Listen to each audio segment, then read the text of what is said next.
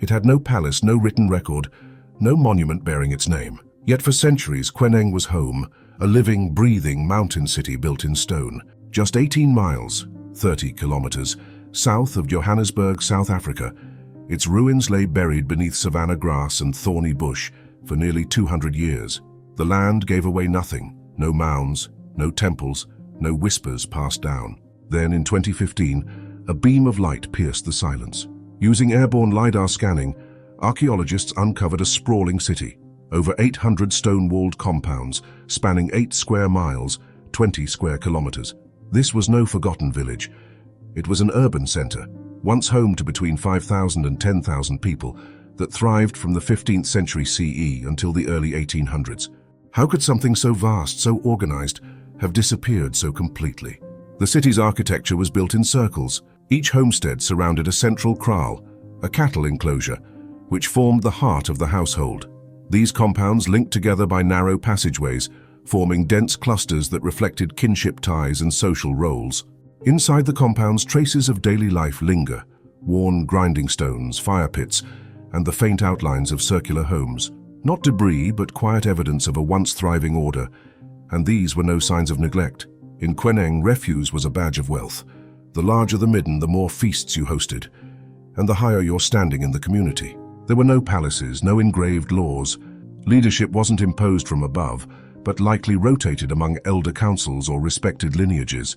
Rituals and cattle wealth anchored the city's cohesion. Power lived in practice, not in stone. Without major rivers nearby, Kweneng's people mastered life on the Highveld, sustaining cattle, crops, and communal infrastructure through deep knowledge of seasonal rhythms and semi-arid ecology. Here, survival was not luck.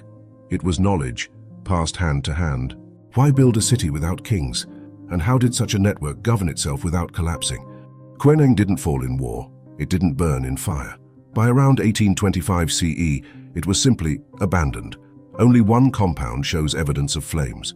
The rest were left orderly. Pottery, tools, even valuables still in place. It appears the people walked away, perhaps under threat from the growing upheaval of the Mumfokane, a wave of migrations and conflict that reshaped southern Africa in the early 19th century. Maybe they thought they'd return, but no one ever did. And strangely, the memory left with them. The city was not just lost physically, but culturally. Not even Tswana oral traditions mention its name. For a place so vast, so full of life, how could its story vanish so completely? Was it simply forgotten, or deliberately erased? The land grew quiet. Trees crept in. The city became invisible. Then came the aerial surveys, revealing outlines no eye had seen for centuries. A vanished city began to reappear. Stone walls, winding paths, cattle enclosures. A quiet civilization redrawn, structure by structure. But the questions remain. What bound this city together in such harmony? What stories were told beneath its stars among those stone circles? And when they left, was it need or something more sacred? Kweneng offers no scrolls, no epics, no statues to speak for it. Its voice comes in stone and shadow, quiet, precise, and deeply human.